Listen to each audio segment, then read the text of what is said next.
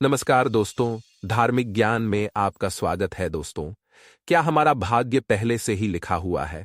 क्या हम अपने जीवन में जो कुछ भी अनुभव करते हैं वह पहले से निर्धारित होता है, या क्या हमारे कर्म हमारे भाग्य को बदल सकते हैं? यह सवाल सदियों से हर किसी के मन में उठता रहा है। गरुड़ पुराण जैसे धार्मिक ग्रंथों ने गरुड़ पुराण की उस ज्ञानवर्धक प्रस्तुति के इस रहस्य को उजागर करने का प्रयास किया है कि मनुष्य का भाग्य कब लिखा जाता है। क्या मनुष्य का भाग्य उसके जन्म से पहले लिखा जाता है या जन्म के बाद? दोस्तों, इससे पहले कि आप गरुड़ पुराण की इस ज्ञानवर्धक प्रस्तुति में खो जाएं, हम आपको बता दें कि इस वीडियो को आधे मन से देखने की गलती न करें, क्योंकि यह गरुड़ पुराण की एक ज्ञानवर्धक प्रस्तुति है जो आपके जीवन से जुड़ी हुई है। गरुड़ पुराण के इस रहस्यमयी ज्ञान को जानने के बाद आपके जीवन से जुड़े सभी लोभ, क्रोध, मोह और दुख समाप्त हो जाएंगे।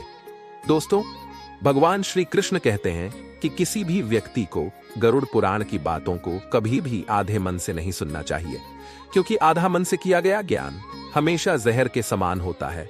इसीलिए दोस्तों, मेरी आपसे यही विनती है कि इस वीडियो को लाइक करें और चैनल को सब्सक्राइब करें। और हाँ दोस्तों, कमेंट बॉक्स में जय श्री कृष्णा लिखकर आप भगवान का आभार जरूर जताएं। इससे आपके जीवन से सभी दुख खत्म हो जाएंगे। आइए दोस्तों, बता दें कि गरुड़ पुराण में श्री कृष्ण ने बताया है कि हर मनुष्य के जीवन में जो कुछ भी होता है वो जन्म से ही पूर्व निर्धारित होता है, उसे कोई नहीं टाल सकता।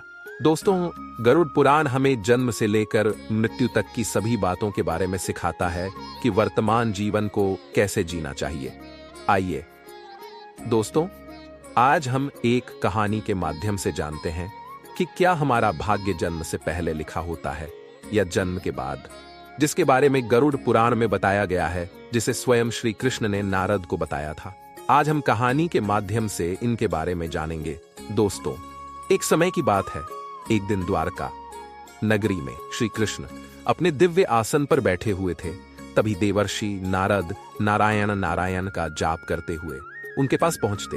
हे प्रभु, मैं यह जानना चाहता हूं कि मनुष्य के साथ जो भी घटना घटती है, क्या वह उसके जन्म से पहले ही तय हो जाती है या फिर वह पूर्व जन्म का परिणाम होती है? क्या यह सच है कि व्यक्ति अपने कर्मों का फल भोगता है? क्या हम अपनी मेहनत और अच्छे कर्मों से इसे बदल सकते हैं? तब देवर्षि नारद की बातें सुनकर भगवान श्री कृष्ण मुस्कुराए और कहा, हे नारद, तुम्हारा प्रश्न बहुत ही उपयोगी और महत्वपूर्ण है। मनुष्य जाति अपने जन्म, कर्म और मृत्यु पर आधारित है। तब कृष्ण ने कहा, हे नारद, मैं तुम्हें एक ऐसी कथा सुनाता हूं जो न केवल तुम्हारे प्रश्न का उत्तर देगी, बल्कि प्रत्येक मनुष्य के लिए एक चेतावनी और प्रेरणा भी होगी। तुम इस कथा को अंत तक ध्यानपूर्वक सुनो। कृष्ण ने कहा, हे नारद, ये गरुड़ पुराण से है। जो इस कथा को आधे मन से सुनने की भूल करता है उसे महान संकट का सामना करना पड़ता है, क्योंकि आधे मन से किया गया ज्ञान सदैव विष के समान होता है। कृष्ण बोले, हे नारद, इस कलयुग रूपी संसार में जो व्यक्ति इस कथा को अंत तक ध्यानपूर्वक सुनेगा और समझेगा, उसे इस संसार में सभी पाप, कर्म, क्रोध और मोह से मुक्ति मिल जाएगी। तब नारद बोले, हे प्रभु, मैं उस कथा को अंत तक ध्यानपूर्वक सुनूंगा। आप विश्वास के साथ वह कथा सुनाइए। तब श्री कृष्ण ने वह कथा नारद को सुनाई। श्री कृष्ण बोले, हे नारद, प्राचीन काल में मगधपुरी नाम का एक विशाल और समृद्ध राज्य था। उस राज्य का शासक राजा वीरधर था। वह सदैव अपने राज्य की प्रजा के कल्याण के लिए कार्य करता था और धर्म का पालन करता था। वह भगवान से एक संतान का आशीर्वाद चाहता था, ताकि वह अपने राज्य का भार किसी योग्य उत्तराधिकारी को सौंप सके। तब देवर्षि नारद की सलाह के अनुसार राजा वीरधर और उनकी पत्नी दोनों ने कई वर्षों तक तपस्या की। इससे भगवान शिव प्रसन्न हुए और उन्हें संतान प्राप्ति का आशीर्वाद दिया।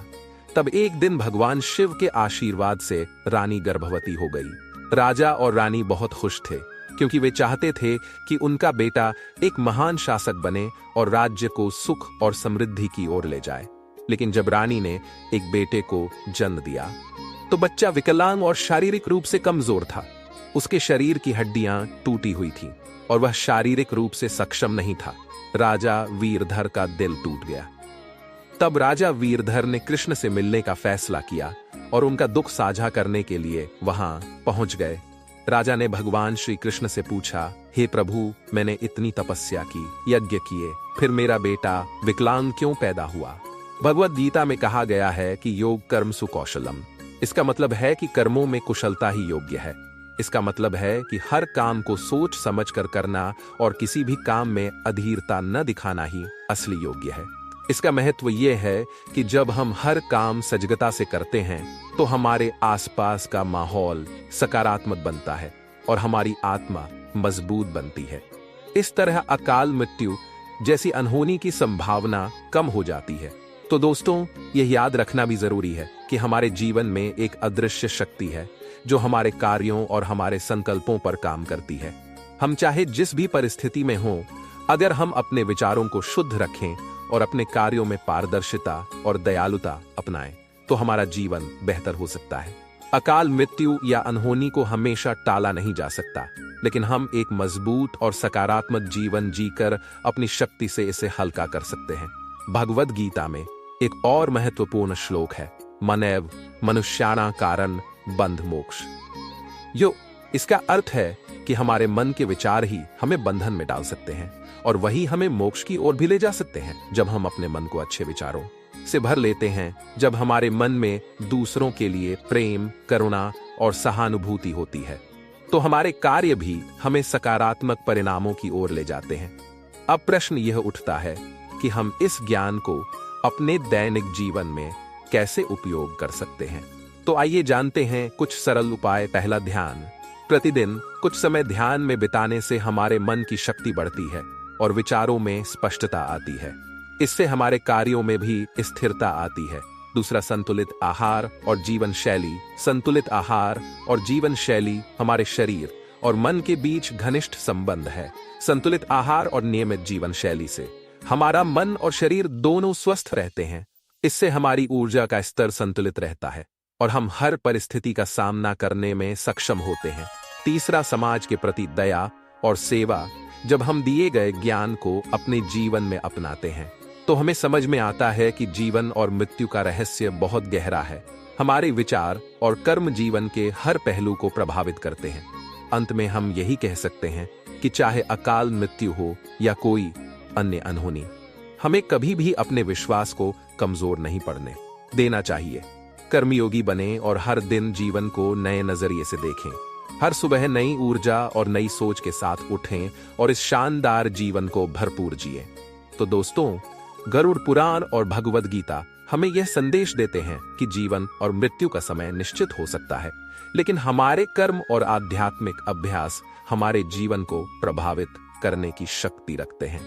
इसलिए हमें अपने कर्मों को सकारात्मक और संयमित रखना चाहिए। अगर आपको यह जानकारी पसंद आई हो तो कृपया इस वीडियो को लाइक करें और अपने दोस्तों के साथ शेयर करें। कमेंट करके बताएं कि क्या आपने भी कभी इस विषय पर विचार किया है। अगले वीडियो में हम ऐसे ही रोचक विषयों पर चर्चा करेंगे। धन्यवाद। यद्यपि देत्र जना।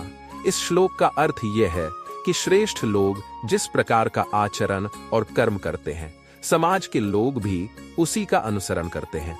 इसलिए हमें भी एक आदर्श उदाहरण बनना चाहिए और अच्छे कर्म करते रहना चाहिए, क्योंकि यही हमारे जीवन का वास्तविक उद्देश्य है। धन्यवाद और जय श्री कृष्णा। अधिक जानकारी के लिए हमारे चैनल को सब्सक्राइब करें और बेल आइकन दबाएं ताकि हर नए वीडियो की जानकारी आप तक पहुंचे। और